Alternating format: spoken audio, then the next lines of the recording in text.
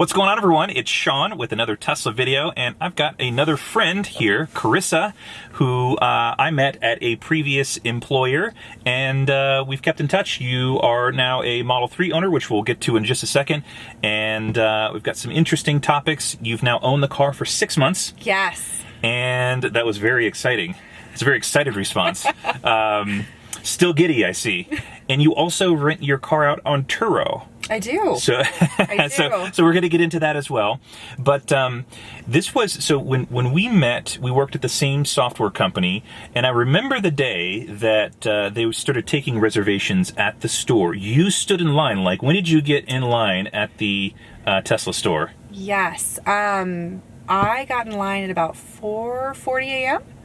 Yeah. That's crazy. It was number 56 in line. I distinctly remember that, and I was the second female in line. Yeah. Good for you. Yeah. That was like 2.5 years ago? Yes. Now? That's so crazy. You were one of the first ones in Colorado to get a Model 3. I was. They started delivering probably in March, I would say, and you took delivery when? May 1st. Okay, so now you're almost 6 months of ownership. Mm-hmm. So what's your overall thought of the car? I still love it. Are you a giggly teenager when you floor it? A little bit, maybe. I haven't gotten tired of handing out the Tesla smile, I think is how it's referred to. I took my grandparents out for the first time last night, and they were giggly teenagers in their late 70s. They really enjoyed the car, and it's just an experience I love to share. Yeah. 6 months of ownership. What's your thought been of build quality? What do you think about the car? How's it built? Is it anything fallen off since you took delivery of it? Yeah, that's a great question. One issue I did have is on the front headlights. When you're day driving, you have a bright white strip. And for whatever reason, my car got a white strip on one side and a yellow strip on the other side. So one just went bad. Yeah. Okay. Well, it didn't even go bad. I think they just put the wrong color in. I didn't even notice because it's something you only see when you're day driving, and obviously I'm in the car. But took it into the service center and they got it fixed right away for me. Great.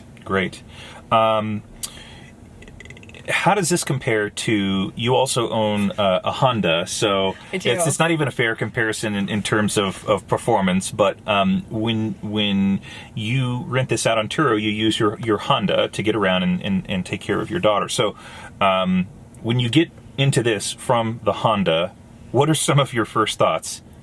Relief. Okay. Relief to be back in this. Yes. Yeah, it's a night and day difference. Getting the opportunity to avoid gas stations or not even be concerned with what the current gas price is. Yeah, I have no idea. Yeah. Those are all really great things about it. So going from having to fill up a tank of gas to just plugging this in, do you find it more convenient? Much more convenient. Because you just pull right into your garage, right? And then you plug it in and it charges overnight? Yep. Okay. So when you do have to take the Honda in, you're probably loathing it and not excited about the inconvenience as well as the smell and... Yeah, it's, and sometimes you have to wait. You have to remember where a gas station is. If you're out and about in town, like, oh, right, I need to refill now. So yeah, it's definitely not as convenient by a long shot. I know it's not an apples to apples comparison, but how would you respond in terms of performance between the two, your Honda Pilot and your Model 3? Definitely not a fair comparison. The Honda just feels very heavy. Yeah. There's a lot more effort in pushing that forward and just driving overall. You feel very weighed down as opposed to the zippiness of this. Yep. Very, very zippy. Have you gotten used to just a single touchscreen to you control everything in the car? Oh, yeah. Speedometer, top left of the screen, is that a big deal to you? Because a lot of people in some of my videos have said, oh, I could never not have the speed behind the steering wheel. So how have you adjusted to that? Oh, I don't know if it's my background in software and just being in product itself. It all seems so intuitive to me. It's not like you have to turn your head significantly to look at it or that it's out of place. It just seems like it always should have been there in my mind. I mentioned this in a previous video with Eddie Haskell, whom I interviewed about his He just took delivery of his Model 3. Nice. And I told him that I think it's actually more convenient to glance just to the right to see the speed versus down and behind the steering wheel. Would you say the same? I would totally agree with that. Yeah. You've been through at least one major software update now. So as a owner of a car that actually receives frequent software updates, the car's getting better over time. Yes. You love that? Yes. Okay. Any major like favorite parts of the software in version 9 that you've gotten? I'm looking at it now and I can see that you've got version 9. Lane change is immensely better. I would have problems before where it wouldn't, even if there weren't any cars, I think for it to gauge off of, it wouldn't actually make the lane change. It does it now much more. It's a much more streamlined process, and it happens much quicker than in the old version. So especially when I'm in congested traffic, I commute for work. It's much easier to use. It's gone from like maybe a new teenage driver to a 30-year-old, a little bit more experienced teenage driver in terms of autopilot and lane change. I would agree with that fully, yes. Okay, so happy with the software, happy with the car overall. Any other major issues or things that you've seen that have been maybe less great? Waiting for the floor mats has been hard. I'm not a big fan. The all-weather ones? Okay. I'm not a big fan of what came with the car. They're great depending on where you live. I'm sure being in Colorado, ice, snow you track in, looking forward to having the all-weather mats now that they're available for sure. And you've ordered them? Yes. Okay, so they should be coming at some point, hopefully before the winter ends. Yeah, or, really gets going. There's hope here. Yeah, exactly. What are your thoughts on Autopilot? This is a topic that's pretty wide. It varies widely in terms of opinion. I think it's getting tons better, but sometimes I feel like when I use Autopilot, it's a little bit more of a nuisance to have to jiggle the wheel versus just having both hands on the wheel. Like my Model S, it doesn't have Autopilot, so I'm used to old school, 2 hands on the wheel. Like I probably look like a grandpa compared to most Tesla owners. So you have Autopilot. What do you think about it? I love it. Okay. It's definitely the wave of the future. My day job has some stuff to do with autonomous vehicles, so this is something that I enjoy immensely studying up on in my free time, and having a Tesla just makes it that much more How long is your commute from your home to work? 30 minutes? 20 minutes? Yeah, 20, 30 minutes, I would say. Yep, okay. So you use that almost the whole time on the highway? Every single day, okay. Yes. Okay, great. Have you had any instances where the car has recognized a hazard and taken over, slowed down automatically, or anything like that? Oh, yeah. Okay. I'd say probably once a week. Somebody changing lanes quickly before I even catch it, even as I'm staring ahead, the car will see that and slow the vehicle down entirely so that they can go ahead and merge over. I would say the biggest thing about commuting every day and having Autopilot is it really alleviates any of that stress you have. Just needing to be emotionally connected to driving because it's just so intense and you're worried about everybody around you. That alone is worth the price of Autopilot. Eddie last week when I talked with him about his Model 3 had a little bit of annoyance with the blinker and getting used to a soft press and a hard press down to turn the indicator on, either short term or long term. Have you had any issues with blinker at all? I'd say initially a little bit. It was probably the same thing Eddie had. It was a little bit frustrating. I'd go to do it lightly and end up having the signal stuck, and then I'd go the other way, and then so there was a little bit of back and forth there. Probably the first month, but now I'm pretty familiar with it and it works great. How many miles are on the car today? Why don't I show you real quick? So 19,187. Yes. In 6 months. Yes. It's pretty good. Yes. So by the end of your 12 months of ownership, you may have 40,000 miles on the car. Probably, maybe a little bit more. We have some road trips planned, so it's totally possible. Okay, so I think that's actually pretty exceptional, and you've got a really unique experience with just having that many miles on the car. I've only seen a few people that have driven that many miles, 20,000 miles in 6 months. So super cool. I drive a lot as well, and I think I feel proud that I've put 150,000 miles on my Model S in the 2 years that I've owned it. And so it's sort of like this badge of honor because not very many people have that many miles on their car. So you should feel super proud to be one of a few that have only driven 20,000 miles. Great car to drive that far. I agree.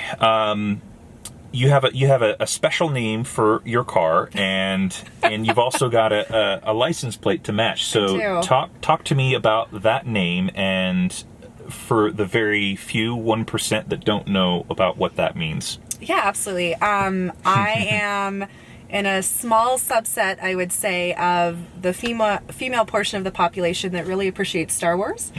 And when I was getting the car, I knew that I wanted to name it after something involved in the Star Wars universe.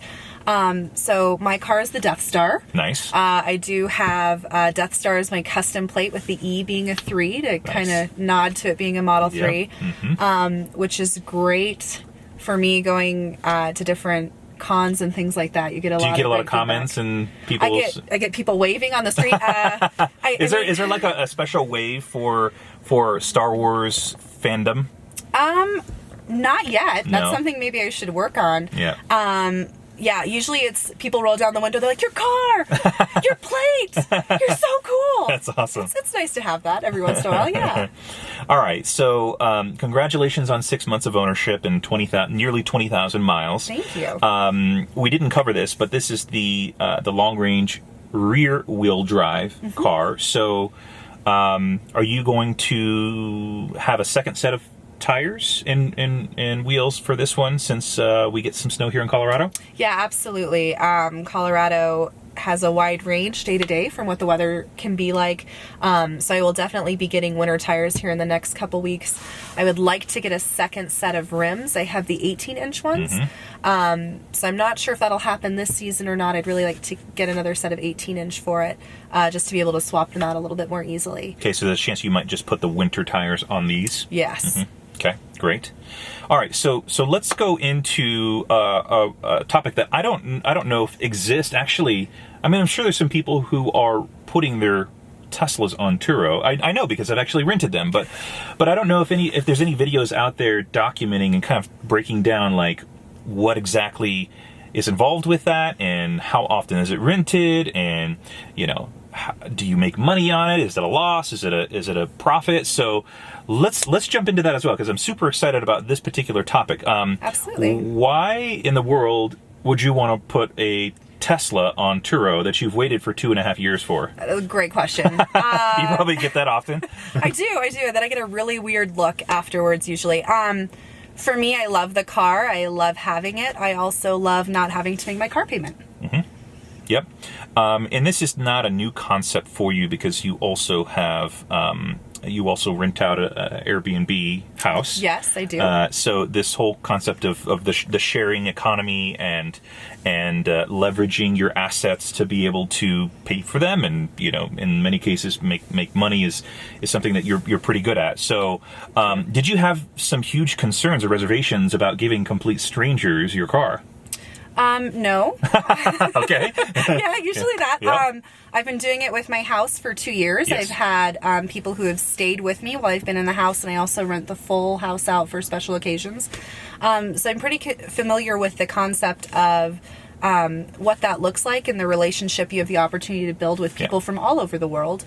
And when I put the reservation in for my car, I knew that I was going to do that. Day one, that was my intent. I will put both the link to your Airbnb and your car in the video description. So if anyone who's watching this plans to come to Denver, you could do a twofer, like love to rent have the house you guys. and the Tesla all in one. It's a complete package. That's right. So what's your car payment run right now?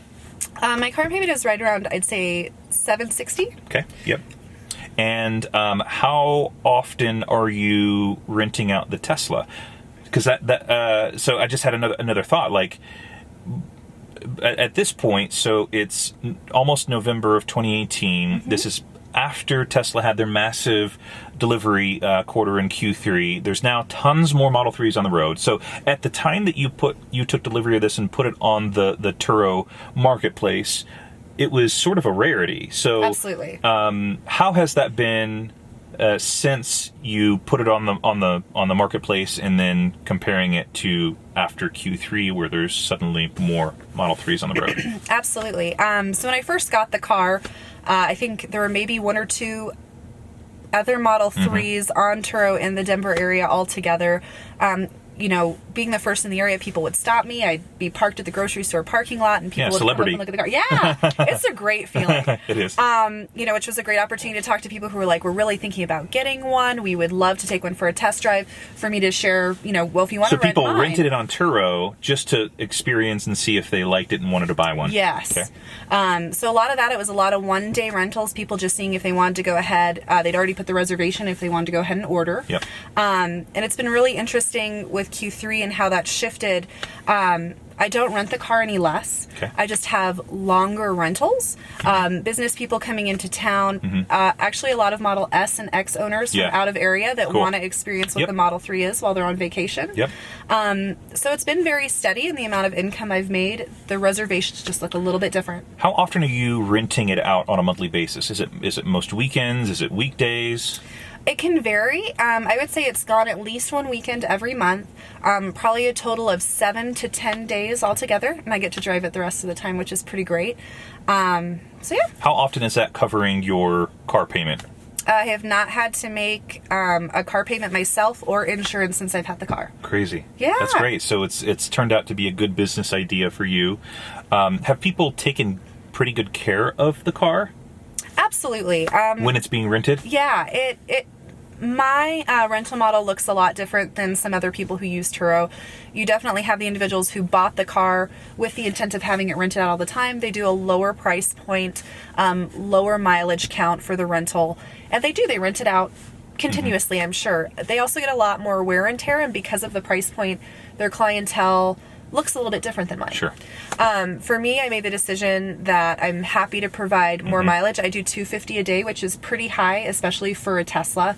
$250 a day? 250 miles of range a day. Got it. Yeah. So they can drive 250 miles a day. So this car has been to Aspen several times. I went up to Cheyenne, Wyoming. Yeah. It just gives a lot more versatility to the people who are renting it and where they want to go. And you've priced it a little bit higher than maybe some others, so you're hopefully saving yourself some people who may not take as good of care of the car as if it were less expensive. Yes, that's the intent behind that. Okay. Absolutely. Okay. And like I said, I'm still covering everything that I would like to, and doing a little bit better than that as well. That's super cool. Yeah. So the goal here for this particular car, I mean, if you're making more money on Turo than your costs are, maybe you have the chance to either one, pay it off early, two, get a second car. Tesla? Yeah, absolutely. So the intent with this vehicle is to pay it off early, and then, we'll see where we're at with the Y. Yep. But either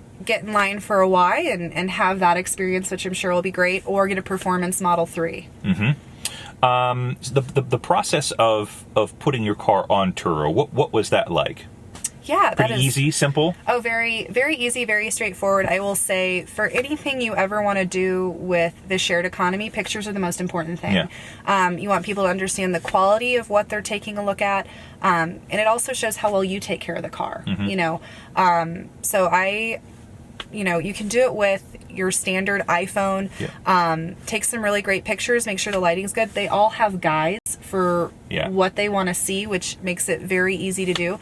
So I spent an afternoon and did that, and it was But you hired someone, right, to take your photos? I did not hire someone for the car. I do for my house, just because it's a little bit more labor intensive. But nope, I just drove this up to a beautiful spot that had some wind turbines in the back, and did it all myself. Any recommendations for those that are listening to this? They want a Tesla, and they're thinking maybe this could be a great way to sort of fund them getting this cool car.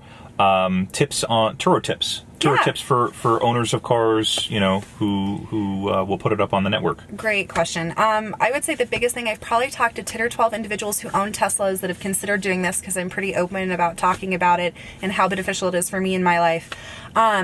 It's a significant risk.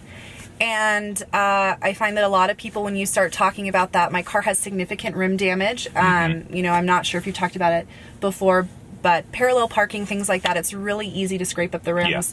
And all four of mine have significant damage.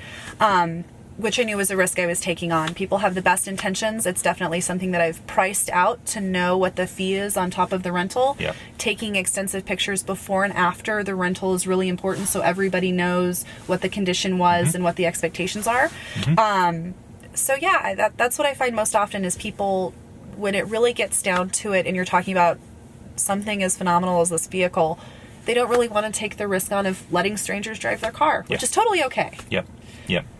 But if that's the only option, let's say, to be able to afford something like this and make it so that it's comfortable, you'd recommend putting it on a network? Oh, absolutely. Yeah. Absolutely. The great thing about things like Turo is you can see who your direct competition is. You can understand who's in the area that has one, what kind of miles they're offering, what kind of price point they're getting.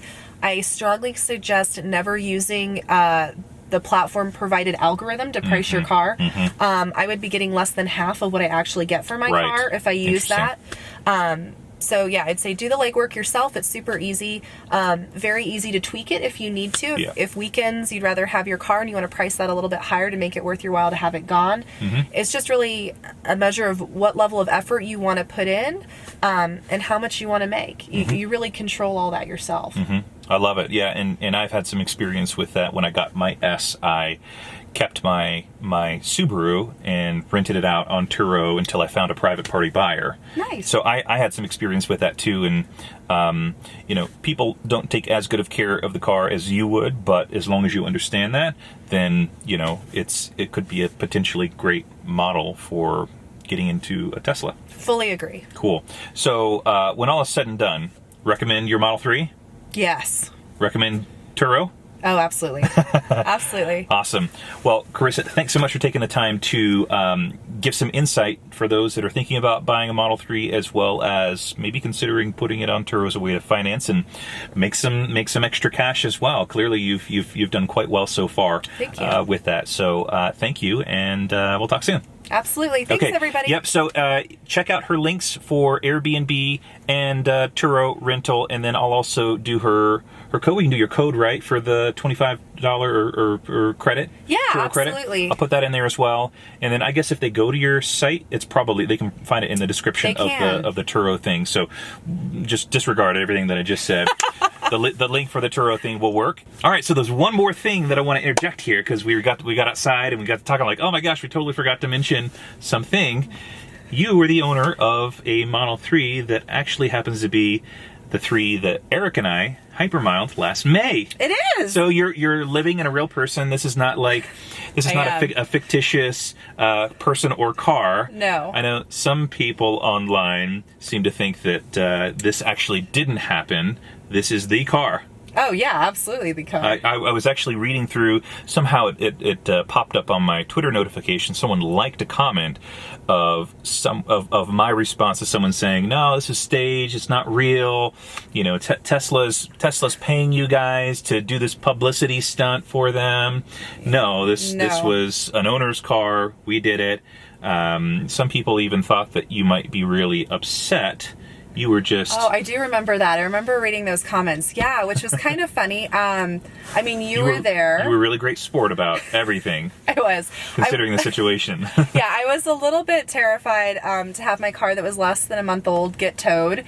You were a great emotional support, and I didn't freak out. And it all turned out fantastic. It's been great. The car has not had any issues at all since then. The only thing that you didn't do is you failed to ask Eric and I to autograph the car. Just kidding. If you were Elon, I would totally do that. But, you guys are up there.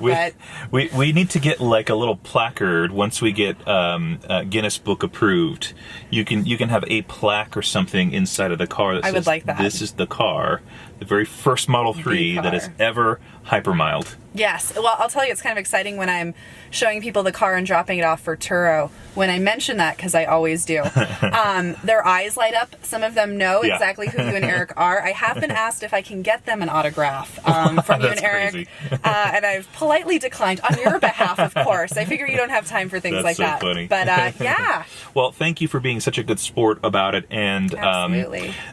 Figured you all who are watching this would think it was interesting to actually see the face behind the car, and two, and two, I just secured my next victim, owner who's going to let us borrow the car for hypermile attempt number 2, I guess technically 3, but it's going to be, this is like insider information here because I just told Eric this over Messenger, but it's an all-wheel drive Model 3, so that's all I'll tell you.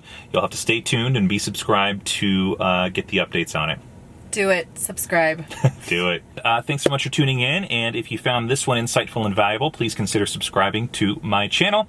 And with that, I'll say goodbye. See you later. Bye, guys.